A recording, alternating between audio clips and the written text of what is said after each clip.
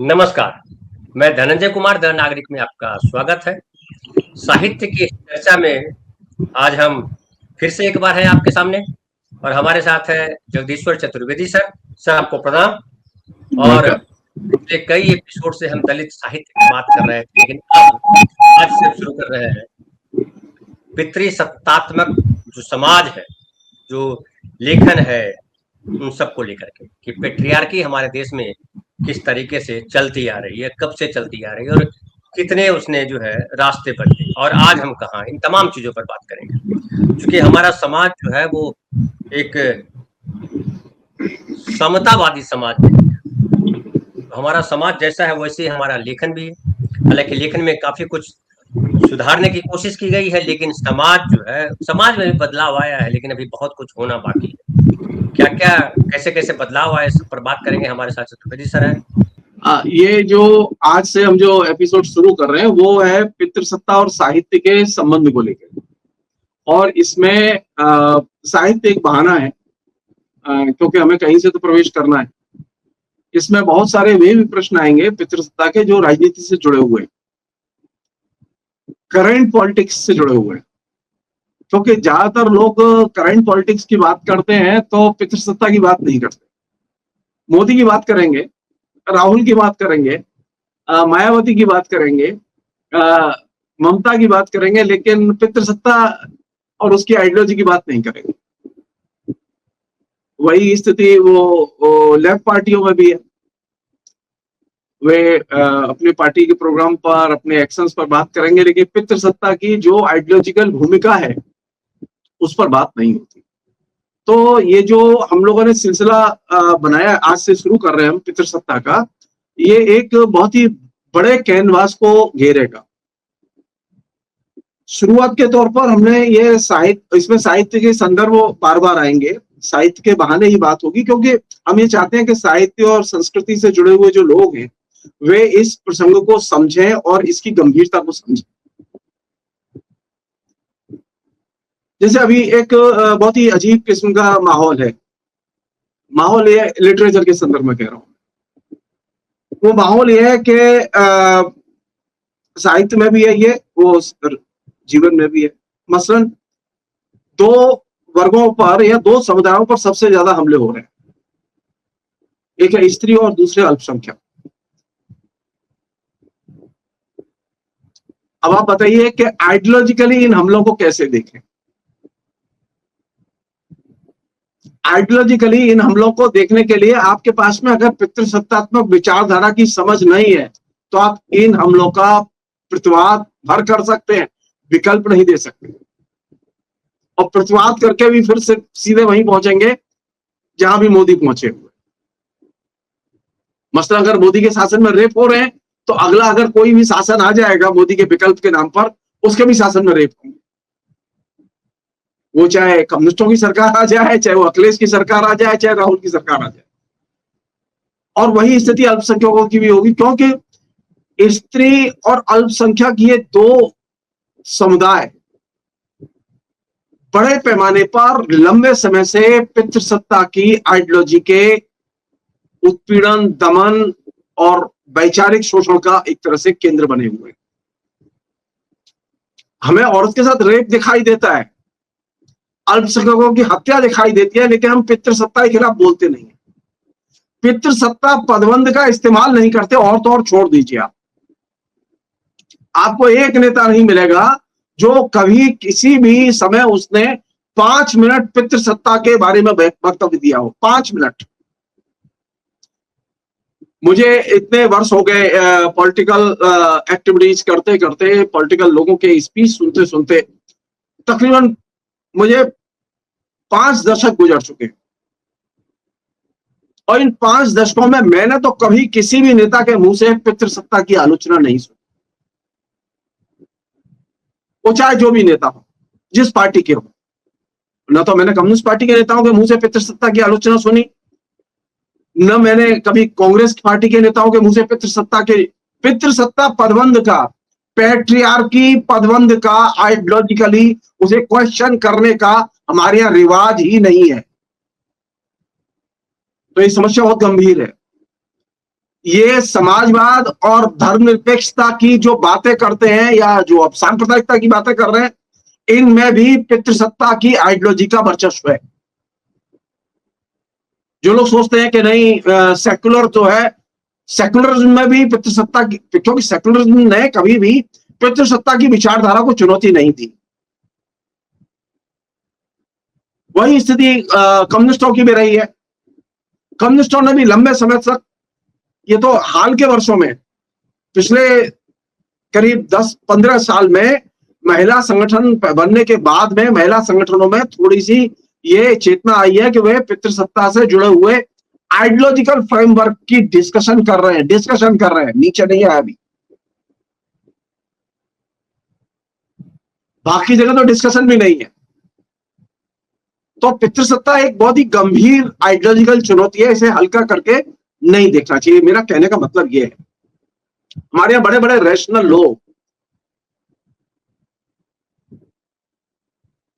वे इस मामले में चूक जाते हैं, क्योंकि पितृसत्ता की आइडियोलॉजी पिछले तकरीबन 3000 वर्ष से डोमिनेट किए हुए हमारे पूरे के पूरे जीवन शैली में, हमारी विचारधाराओं में, चाहे जिस विचारधारा के हो आप माओवादी हो तो पितृसत्ता की शिकार, आप मार्क्सवादी हो तो पितृसत्ता की शिकार, आप सेकुलर हो तो पितृसत्ता की शिकार, आप मोदीवादी हो या आरएसएस पंथी हो तो पितृसत्ता की शिकार।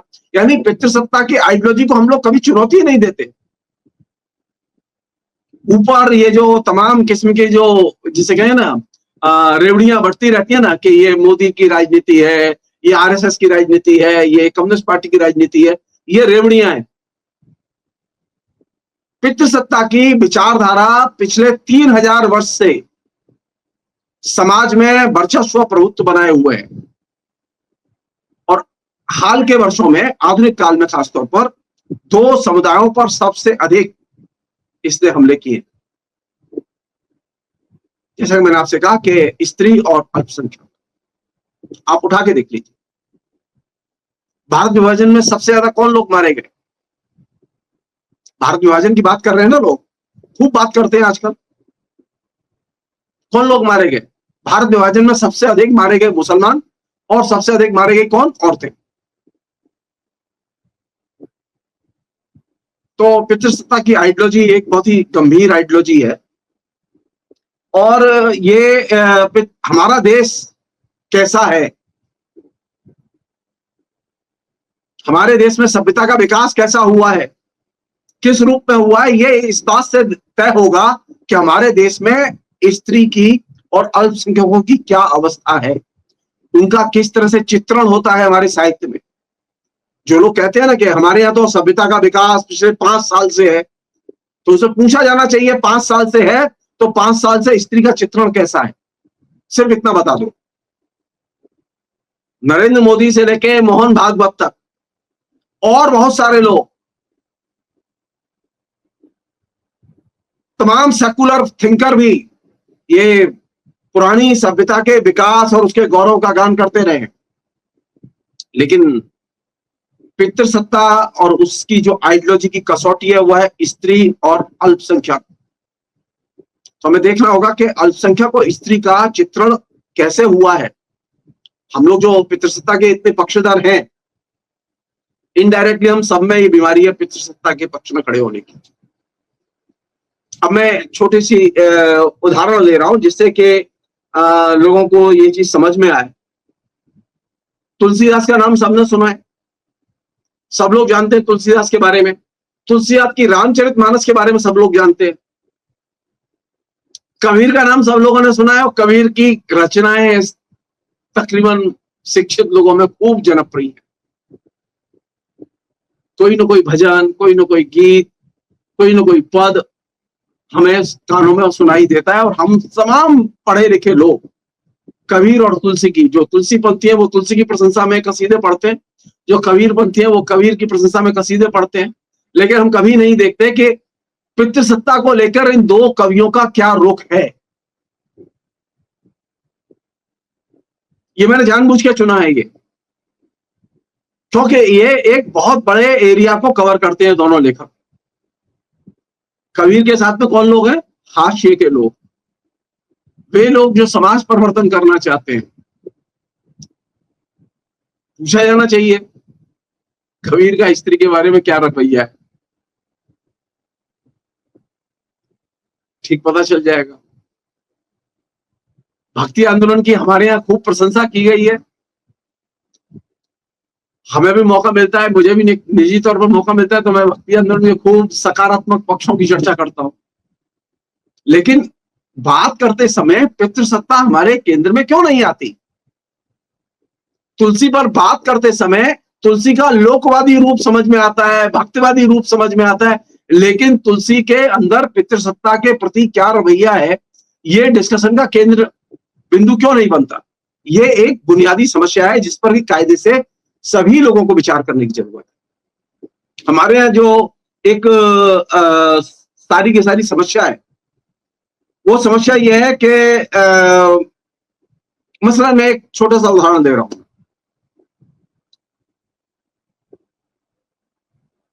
तुलसी क्या किस तरह का परिवार है,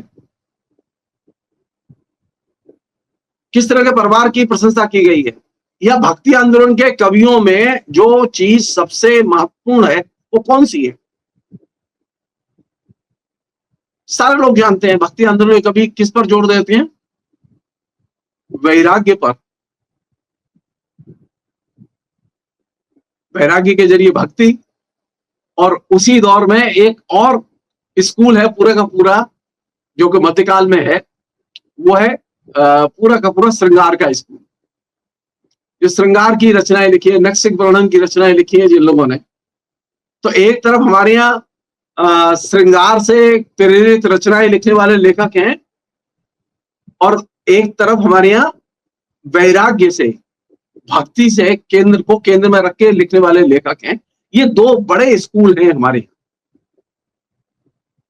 अब आप यहां से देखिए कि हमारे यहाँ जो वैराग्य पर लिखने वाले लोग हैं, जिन्होंने वैराग्य को महत्वपूर्ण माना, उनमें कबीर प्रमुख है। कबीर से बहुत सारे लोग प्रभावित हुए उनके वैराग्य से। सब लोग बहुत प्रशंसा करते हैं उस वैराग्य की। हमारे यहाँ आज भी वो जो संत होते हैं ना वैरागी, जो दिखाई देते हैं, वो हमें बड़े अपील करते हैं। वो तमाम जितने कल्ट गुरु घूम रहे हैं नए, वो खूब वैरागियों की तरह खूब दिखाई देते हैं कि उनका कोई लेना देना नहीं है, लेकिन उनके पास सब कुछ है, लेकिन वैराग्य जो है वो एक अपील करता है। आप जान लीजिए कि वैराग्य का कॉन्सेप्ट वो बुनियादी तौर पर पितृसत्ता का कॉन्सेप्ट है। तो आपको आइडियोलॉजिकली कौन सा कवि अच्छा लगता है? कबीर। जब आप कबीर को पसंद करने लगते हैं और कबीर का अनुकरण करने लगते हैं, तो जाने अनजाने आप पितृसत्ता का अनुकरण करने लगते हैं। और ये अपने आप में एक बहुत ही गंभीर समस्या है, क्योंकि हमें ये तो जानना चाहिए ना कि हम कबीर को पढ़ते हुए जा कहां रहे हैं। ये जो दलित लेखक हैं मध्यकाल के, जो भक्ति आंदोलन में है, उनको पढ़ते हुए हमारे अंदर जो वैराग्य भावना पैदा होती है, वो वैराग्य भावना बेसिकली पितृसत्ता का एक वैचारिक उपकरण है।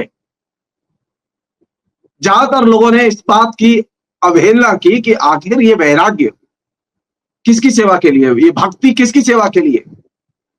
भक्ति में जोर है ना, तो भक्ति और वैराग्य पर जो जोर है वो आखिर लेके कहां जाएगा?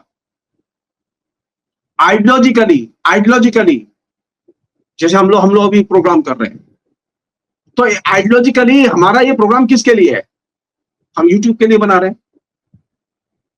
क्यों बना रहे हैं? हम ये चाहते हैं कि लोग देखें और इस बहाने कुछ अगर कुछ 2-4 रुपए हमें भी मिल जाए तो मिल जाए, कुछ हमारा भी लाभ हो जाए। तो लाभ इसमें एक बहुत महत्वपूर्ण एलिमेंट है, यानी कैपिटलिज्म का जो बेसिक तत्व है, पूंजी अर्जित करना, वो इसका एक बहुत महत्वपूर्ण हिस्सा है। मैं इस गलतफहमी में नहीं हूं कि मैं कोई बहुत आइडियोलॉजिकल स्ट्रगल कर रहा हूं, नहीं, मैं जानता हूं कि मैं यूट्यूब के लिए एक प्रोग्राम तैयार कर रहा हूं और उसमें अर्निंग होगी, जो भी अर्निंग हो, लेकिन उसमें अर्निंग होगी, या अर्निंग हासिल करना मेरा लक्ष्य है कि वो कमाए कुछ। वैराग्य और धर्म, ये जो भक्ति आंदोलन में दिखाई देती है, उस भक्ति और वैराग्य की जो का लक्ष्य है वो क्या है? पितृसत्ता। जिस तरह से यूट्यूब का, अगर आप ये कहें नहीं ये तो फ्रीडम ऑफ एक्सप्रेशन तो है, सतह में तो वही है, लेकिन आइडियोलॉजिकली क्या है? आइडियोलॉजिकली एक पूंजीवादी क्रिया है, पूंजीवादी कम्युनिकेशन में दाखिल होना है। पूंजीवादी कम्युनिकेशन में दाखिल होने की पहली शर्त है आप इन्वेस्ट करें, तब आपको रिटर्न मिलेगा। आप इन्वेस्ट कर रहे हैं कि आप अपने रिकॉर्ड कर रहे हैं, आपका 1 GB खर्च हो जाएगा, 1.5 GB खर्च हो जाएगा, आपके 60-70 रुपए खर्च हो जाएंगे। उसके बाद में आप रिकॉर्ड करेंगे, फिर उसे अपलोड करेंगे, तो आपके 10-20 रुपए और खर्च हो जाएंगे। तो आपका एक वीडियो तैयार होते होते आपके 90 रुपए 100 रुपए खर्च हो जाएंगे। किसका तर्क है ये? कैपिटलिज्म का। तो यहां जो ज्ञान का जो व्यापार है, अभिव्यक्ति की स्वतंत्रता का जो व्यापार है, वो पूंजीवाद के व्यापार से जुड़ा हुआ है। उसी तरह भक्ति और वैराग्य का जो कार्य व्यापार है वो पितृसत्ता के उसूलों से जुड़ा हुआ है।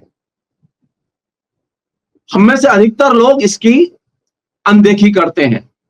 उन्हें भक्ति अच्छी लगती है, उन्हें वैराग्य अच्छा लगता है, लेकिन वो लेके कहां जाएगा? वो लेके जाएगा आपको पितृसत्ता की शरण में। नंबर 1। अब जैसे तुलसी पर जब बात होती है तो बात करते समय लोग, जैसे मैंने आपसे जैसे शुरू में अनुरोध किया कि वे ये ध्यान नहीं देते कि विवाह संस्था के प्रति क्या रुख है हमारा। विवाह संस्था तो बहुत ही महत्वपूर्ण संस्था है ना, सैकड़ों सालों से चली आ रही है। कैसी थी हमारे यहाँ विवाह संस्था? क्या आज जैसी है वैसी थी? नहीं। 47 में संविधान जब बना तो हमने एक पत्नी प्रथा अपनाई, और अगर आपको दूसरी शादी करनी है तो पहली पत्नी से तलाक लेना होगा। लेकिन 47 के पहले यह स्थिति नहीं थी, बहुपत्नी प्रथा थी। अब आप यहां से देखिए, संविधान ने एक कदम आगे गया वो, और उसने एक निर्णय लिया कि आप एक पत्नी प्रथा का पालन करें। तुलसीदास की रामचरितमानस इस अर्थ में एकदम विशुद्ध, जिसे हम लोग मर्केंटाइल कैपिटलिज्म कहते हैं पॉलिटिकल इकोनॉमी की भाषा में, हिंदी में कहते हैं व्यापारिक पूंजीवाद, जो कि आज के पूंजीवाद की आधारशिला है। तुलसी ने जब रामायण लिखी, रामचरितमानस लिखा, तो उस समय व्यापारिक पूंजीवाद का आगमन हो चुका था, और व्यापारिक पूंजीवाद के लिए फिर नए किस्म के जीवन संबंधों की और नए किस्म के दृष्टिकोण की जरूरत थी। पूर्व व्यापारिक पूंजीवाद के पहले के जीवन संबंध, जीवन शैली, दृष्टिकोण वे प्रासंगिक नहीं थे। तो तुलसी ने पक्ष लिया व्यापारिक पूंजीवाद का, और व्यापारिक पूंजीवाद के लिए एक नए संबंध की जरूरत थी। वो नया संबंध क्या था जिसका उन्होंने चित्रण किया? वो ये था कि विवाह संस्था कैसी हो, ये प्रश्न केंद्र में रखा। अब ये अगर प्रश्न केंद्र में रखेंगे कि विवाह संस्था कैसी हो और तुलसी की सहानुभूति किस तरह के विवाहों के प्रति है, तो आपको रामचरितमानस को पढ़ने में मजा आएगा। दशरथ की एक से अधिक शादी और राम की एक शादी। व्यापारिक पूंजीवाद या कैपिटलिज्म को, जिसमें कि हम लोग अब हैं, उसको कौन सी संविधान में शादी की अनुमति है? एक। तुलसी की शादी राम की कैसी हुई? एक। दशरथ की अनेक थी, लेकिन तुलसी ने राम की एक शादी रखी, और एक शादी रख के सहानुभूति किसके साथ थी? राम के प्रति, दशरथ के प्रति नहीं। दशरथ के प्रति नहीं। जो लोग बहुत ही विनम्रता से कह रहा हूं ये बात कि वो बहुत सारे कृष्ण के भक्त हैं और कृष्ण के अनुयायी। कृष्ण बहुत देखा है। कृष्ण की क्या कमजोरी थी? कृष्ण की कमजोरी यही थी ना कि वहां कृष्ण की अनेक पत्नियां थी। अनेक पत्नी की प्रथा, बहुपत्नी प्रथा जिसे हम लोग कहते हैं, बहुपत्नी प्रथा व्यापारिक पूंजीवाद के पहले की प्रथा है। सूरदास इसे पकड़ नहीं पाए, लेकिन तुलसीदास ने इसे पकड़ लिया कि नहीं, हम जिस युग में हैं और जो भविष्य है जिस युग का, वो है कैपिटलिज्म, जो कि व्यापारिक पूंजीवाद से शुरू हुआ। सूरदास के समय में भी व्यापारिक पूंजीवाद था, लेकिन सूरदास की सहानुभूति किसके साथ थी? बहुपत्नी प्रथा के रूप में कृष्ण के साथ। और तुलसी की सहानुभूति किसके साथ थी? राम के साथ, और राम एक पत्नी प्रथा के प्रतीक थे। ये जो डिफरेंस है, ये पितृसत्ता को के पुराना रूप और पितृसत्ता का नया रूप। तुलसी जो है पितृसत्ता के नए रूप का प्रतिनिधित्व करते हैं, एक पत्नी प्रथा का चित्रण करते हुए। और सूरदास जो है बहुपत्नी प्रथा का जब चित्रण करते हैं और सहानुभूति व्यक्त करते हैं, तो वो पुराने किस्म की जो पितृसत्ता है उसका समर्थन करते हैं। अच्छा, अब हमारे यहाँ देखिए, अब आप यहां से देखिए कि लोग किससे प्रभावित है ज्यादा, सूर से प्रभावित है ज्यादा या तुलसी से प्रभावित है ज्यादा? आप देखेंगे सूर का दायरा बहुत छोटा है, तुलसी का दायरा बहुत बड़ा है।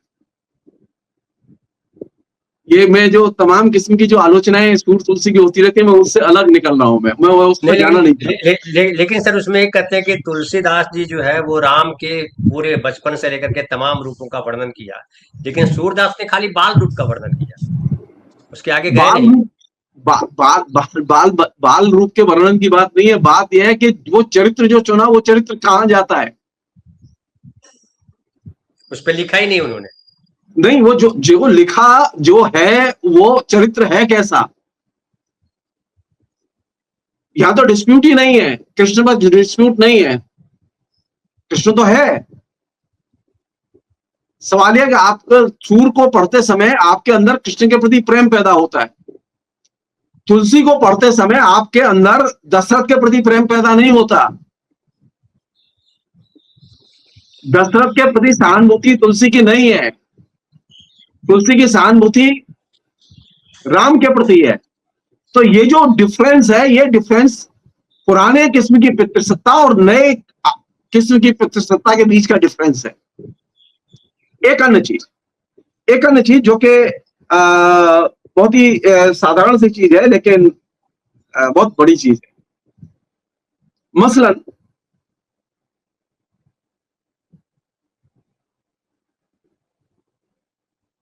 सामंती समाज में शादी पहले और प्रेम बाद में। अच्छा, ये बताइए कि तुलसी ने राम और सीता के बीच में पहले प्रेम कराया फिर शादी कराई। ये एंटी फ्यूडल एटीट्यूड है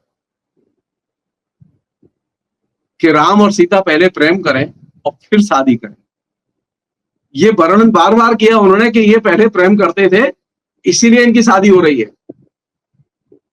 और ये जो इम्फेसिस है, ये इम्फेसिस बहुत ही इंपॉर्टेंट इम्फेसिस है, जिससे कि बहुत ही शटल तरीके से वो लेखक सामंतवाद के दायरे से अपने को निकालता है। हम जो आज के दौर, तो क्या सर वाल्मीकि के रामायण में ये प्रसंग नहीं है? नो, अच्छा, प्रेम नहीं देखियो, आप जैसे सिनेमा वाले हैं तो सिनेमा के लोग बहुत सारी चीजें बहुत ही जिसे कहें कि छोटे छोटे तरीके से पेश करके निकल जाते हैं। वो जिसे लोग हम कहते हैं ना, सेट की सजावट में बहुत सारे रहस्य छुपे होते हैं आइडियोलॉजी के। तो कैमरा है ना, वो तो कैमरा घुसा और उसने 1 सेकंड में कैमरे ने पूरे कमरे का दृश्य हाथ में लिया और कैमरा निकल गया। अब उसमें अनेक चीजें आ गई। वह साहित्यकार कैमरे की तरह घुसता है और फोटो खींच के निकल गया वो। अब आप देखिए आपको कौन सी चीज देखनी है। हमारे यहां मुसीबत यह है कि हम जब पितृसत्ता की बात करते हैं तो हमें यह देखना चाहिए, क्या कबीर ने प्रेम की हिमायत की? नहीं।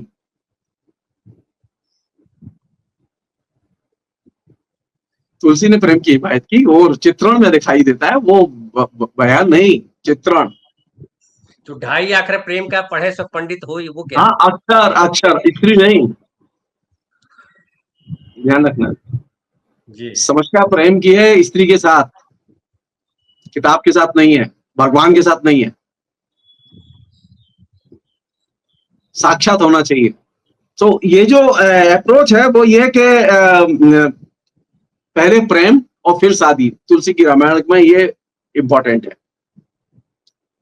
अच्छा, मजेदार बात बता रहा हूं मैं आपको। अब आप चूंकि चला गया हूं मध्यकाल में, तो कृष्ण ने जिससे प्यार किया उससे शादी ही नहीं की। अच्छा, जिनसे शादी की उनसे प्रेम ही नहीं किया, वो पटरानियां बनी थी, रानियां बनी थी, उनमें किसी से प्यार नहीं था उनका, और उनसे सब शादी हो गई। तो कृष्ण का प्रेम, शादी जिनसे होती है उनसे प्रेम नहीं होता, शादी के बाद प्रेम होता है। और तुलसी के यहाँ राम का प्रेम पहले होता है, शादी बाद में होती है। ये जो डिफरेंस है, ये पुरानी और नई पितृसत्ता का डिफरेंस है। पुरानी जो पितृसत्ता है वो पहले शादी और फिर प्रेम, जैसे कि हमारे आजकल परंपरागत शादियों में होता है, अरे भाई बाद में कर लेना, ये पहले ही करना जरूरी है क्या, वगैरह वगैरह। तो मैं जो चीज आपसे शेयर कर रहा हूं ये कि तुलसी के नजरिए में और कबीर के नजरिए में बुनियादी फर्क है। किसे लेके?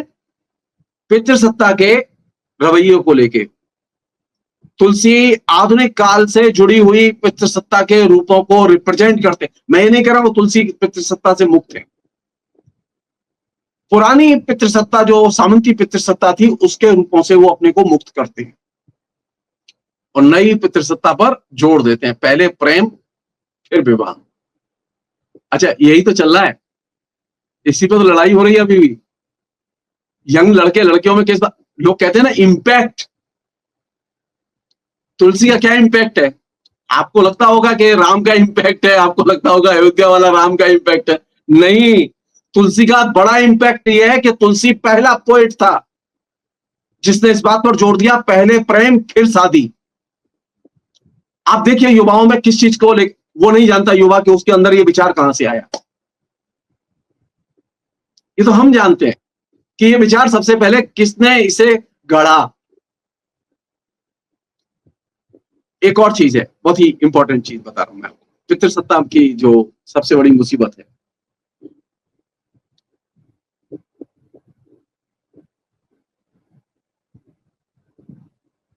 न्याय और न्याय का जब प्रश्न आएगा तो आप किधर होंगे? न्याय और अन्याय के प्रश्न पर कबीर तटस्थ हैं, सूरदास तटस्थ हैं, लेकिन तुलसीदास तटस्थ नहीं है। न्याय और अन्याय के प्रश्न पर तुलसी एकदम स्पष्ट दृष्टिकोण रखते हैं और ये बहुत महत्वपूर्ण चीज है। हम ये सोचते हैं ना कि किसके पक्ष में खड़ा है वो व्यक्ति, जब न्याय और अन्याय का सवाल आएगा तो वो सामंती जो कष्ट है ना उनका खूब चित्रण है तुलसी के यहाँ। यहां तक कि तुलसी के यहाँ इतना मर्मांतक चित्रण है कि तुलसी राम की भी आलोचना करते हैं कि तुम भगवान हो ही नहीं। जो हनुमत अष्टक नाम का जो एक उनका लिखा हुआ स्तोत्र है, वो स्तोत्र मतलब तुलसी का पूरा शरीर जो है ना एक किसी बीमारी का शिकार हो गया है, जिसमें के शरीर जगह जैसे सड़ रहा है, गल रहा है, और भगवान से वो प्रार्थना कर रहे हैं कि मैं तुम्हारा इतना बड़ा सेवक, इतनी बड़ी मैंने आराधना की, इतनी अच्छी अच्छी चीजें लिखी आपके ऊपर, और आपकी मेरे ऊपर कोई कृपा नहीं। आप इतने शक्तिहीन कैसे हो गए कि मैं सड़ रहा हूं, मेरी कोई आपने सेवा नहीं की। ये जो पीड़ा है, ये पीड़ा राम की जो इमेज वो स्वयं बनाते हैं भगवान के तौर पर, वो स्वयं अपने हाथ से नष्ट करते हैं कि मेरा जैसा भक्त, उसकी भी आप मदद करने की स्थिति में नहीं है। ये जो ईश्वर के प्रति आलोचनात्मक दृष्टिकोण, अपने नायक के प्रति आलोचनात्मक दृष्टिकोण, न्याय और अन्याय का सवाल आए तो उसमें न्याय के पक्ष में खड़े होने का दृष्टिकोण, ये जो चीज है, ये चीज पितृसत्ता के आधुनिक रूपों में से एक है। ये अभी आजकल हम लोग बात करते हैं ना कि अदालत न्याय के साथ है या अन्याय के साथ है, बार बार ये प्रश्न आता है ना। तो ये और ये अभी और भी उठेगा, आगे भी उठेगा, पिछले भी वर्षों में होता रहा है। क्यों? क्योंकि ये एक टेस्ट ग्राउंड है। लेखक अन्याय के साथ खड़ा है या न्याय के साथ खड़ा है, बुद्धिजीवी न्याय के साथ खड़ा है या अन्याय के साथ खड़ा है। जब हम कहते हैं कि न्याय के पक्ष में खड़े होने का मतलब है हाशिए के लोगों के साथ खड़ा होना। अब आप देखिए कि रचना में लेखक हाशिए के लोगों के साथ है कि नहीं है। मध्यकाल का लेखक, खासतौर पर तुलसी, जिसके बारे में बहुत कहते हैं ना, वो मनुवादी है, ब्राह्मणवादी है, ये मतलब ये तमाम किस्म के आरोप लगा के उसे लांछित करने की कोशिश करते हैं लोग। मेरी उनसे विनम्र प्रार्थना है कि वो इस तरह से लांछित न करें, क्योंकि उसका जो इम्पैक्ट एरिया है वो बहुत बड़ा है, बहुत बड़ा है। मतलब जैसा कि मैंने आपसे कहा कि पहली चीज तो यही उसने दी मुझे, कि मेरे नौजवान को दी, मेरे भारत को दी, कि तुम प्यार पहले करो फिर शादी करो, और शादी करो तो एक पत्नी होनी चाहिए। ये साधारण बात नहीं थी। थर्ड चीज जो कि इंपॉर्टेंट चीज थी, जिस पर के कायदे से बात की जानी चाहिए, वो ये कि कबीर का स्त्रियों के प्रति कोई दायित्व बोध नहीं है।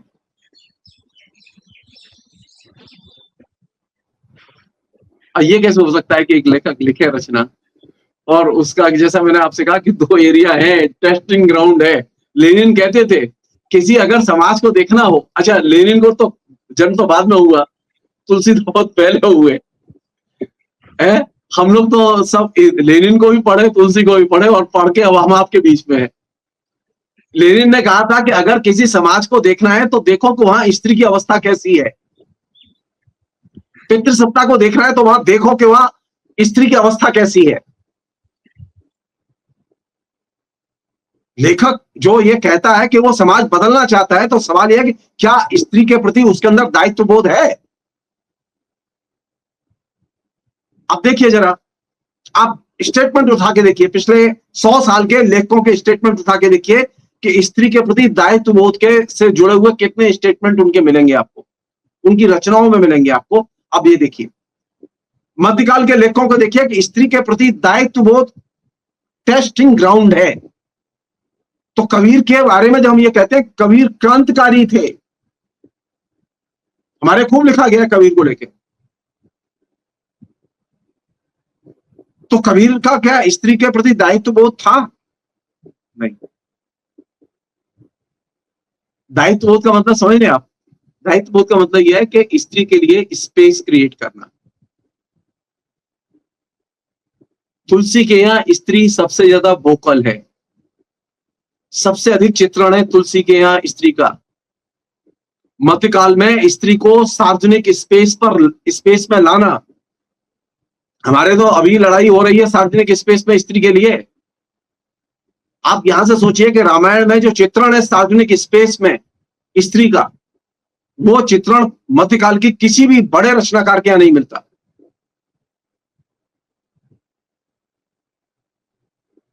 क्यों नहीं मिलता? क्या दिक्कत थी ऐसी? तुलसी से ही प्रभावित थी मीरा। कहां जाती थी? घूम घूम के मंदिर में। मंदिर क्या था? Public space. सार्वजनिक स्पेस में स्त्री की भूमिका को चित्रित करना, स्त्री के रूपों को चित्रित करना, यह एक तरह से स्त्री के पक्ष में खड़ा होना था। तुलसी के यहां जितना व्यापक चित्रण स्त्री का है, अन्य किसी भी भक्ति आंदोलन के लेखक के यहां नहीं है। रिजेक्ट करना बहुत आसान है कि तुलसी ऐसे हैं, ऐसे हैं, ऐसे हैं, रिजेक्ट कर दो, लेकिन उसमें से काम की चीज निकालना बहुत मुश्किल है। और इसमें टेस्टिंग ग्राउंड है स्त्री के प्रति दायित्व बोध, और उसका जो एक बहुत छोटा पहलू है वो ये स्त्री का सार्वजनिक स्पेस में चित्रण। जैसे रामचंद्र जी जब विदा हो रहे हैं, जा रहे हैं, वन को जा रहे हैं, उसका चित्रण देखिए। औरतें निकली हुई हैं घरों से, वो कैसे बोल रही हैं, कैसे बता रही हैं, कैसे स्वागत कर रही हैं, कैसे विदा कर रही हैं। अच्छा सोचो मध्यकाल में, आज की डेट में नरेंद्र मोदी की पब्लिक रैली हो और उसमें औरतें कैसे सच के जाएं, देखें, आयोजन करें, इसका चित्रण नहीं मिलेगा। तुलसी का चित्रण मिलेगा। तुलसी आज के किसी भी विज्ञापन निर्माण करने वाली कंपनी या पीआर कंपनी से ज्यादा ताकतवर है। किसके लिए स्पेस तैयार किया उसने? स्त्री के लिए सार्वजनिक स्पेस तैयार किया उसने, कि स्त्री की अगर सार्वजनिक स्पेस में उपस्थिति नहीं होगी, हम तो कैसी स्त्री चाहते हैं? हम ऐसी स्त्री चाहते हैं जो बोले नहीं। आपने कभी जो भीड़ देखते हैं, आप विजुअल देखते हैं नेताओं के, जब जाते हैं नेता तो चारों तरफ, दोनों तरफ भीड़ होती है, वहां औरतें बोलती हुई देखी है कभी?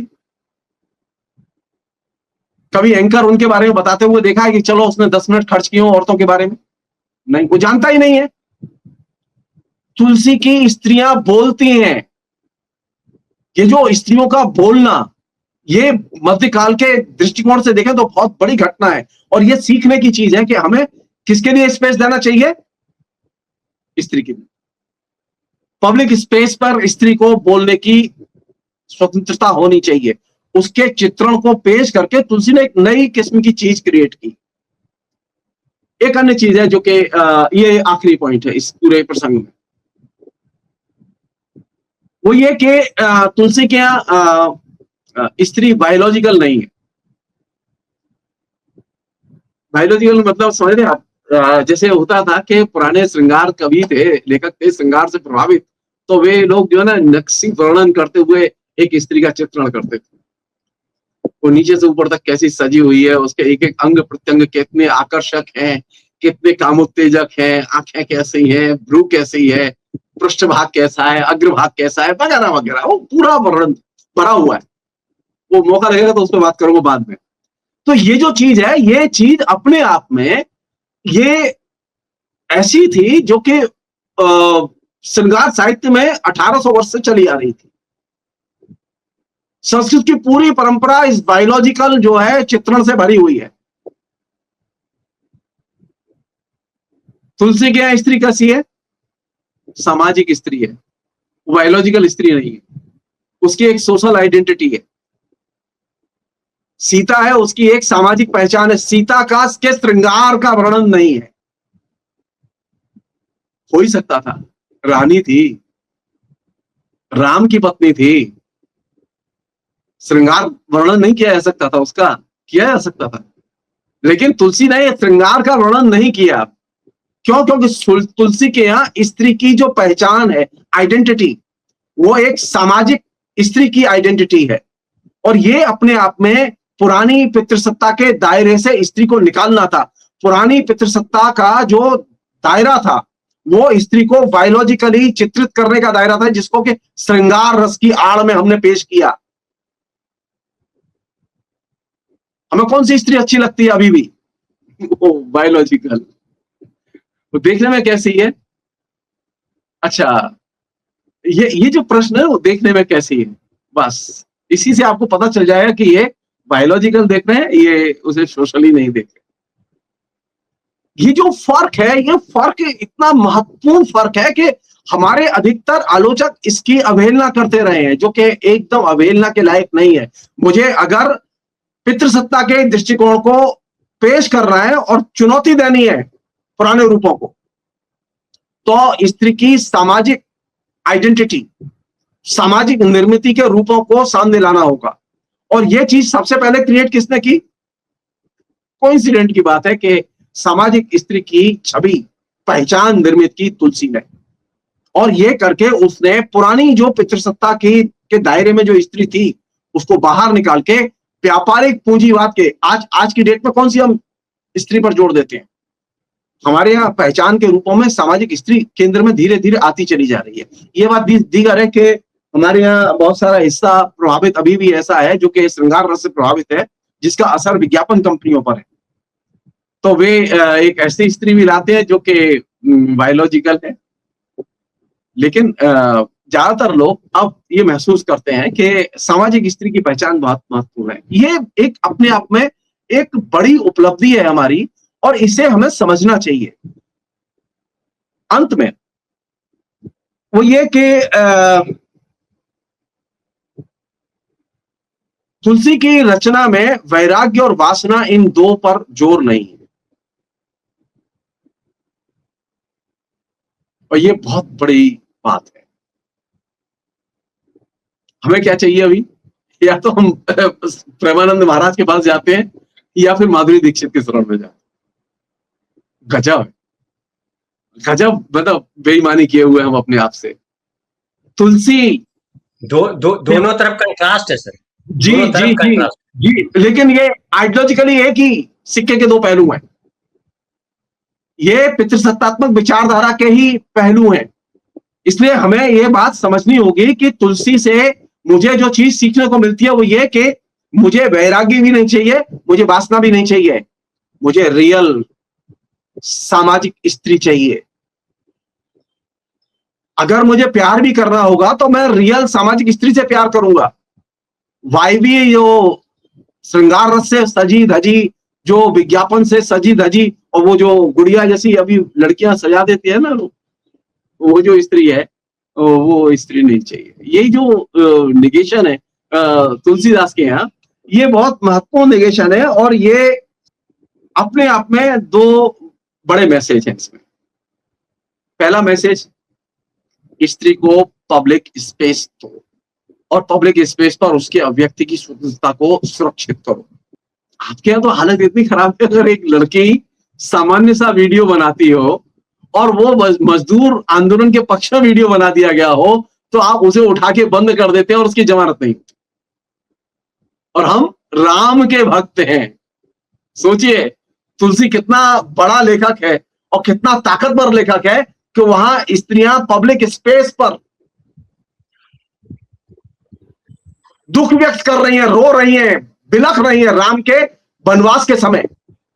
और जब वो बिलख रही हैं तो वो प्रतिवाद कर रही हैं दशरथ के निर्णय का, और इसका चित्रण किया तुलसी ने। क्या चीज सीखी जानी चाहिए मुझे?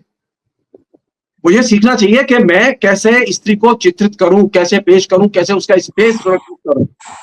नंबर 1। नंबर 2, स्त्री के प्रति एक समानता का नजरिया होना चाहिए।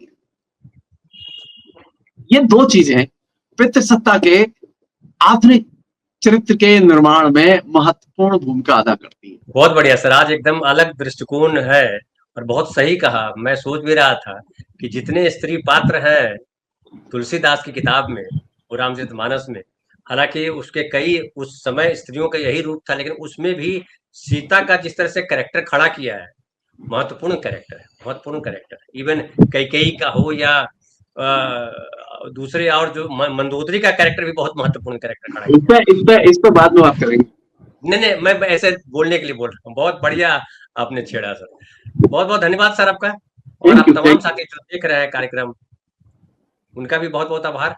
और आपको कैसा लग रहा है कार्यक्रम, आप जरूर लिखें, क्योंकि सर जो है बहुत मेहनत करके ये हमारे साथ कार्यक्रम ये कर रहे हैं, और मंशा यही है। सर ने ठीक कहा कि यूट्यूब से अर्निंग का एक मोटो है कि हमें कमाई हो, कुछ हमें भी मिले। भाई हम तो चाहते हैं कि भाई जो चैनल चलाते हैं वो परिश्रम करते हैं, उनका तो इन्वेस्ट हो गया, 100 रुपए तो उनके खर्च हो गए लगे हाथों।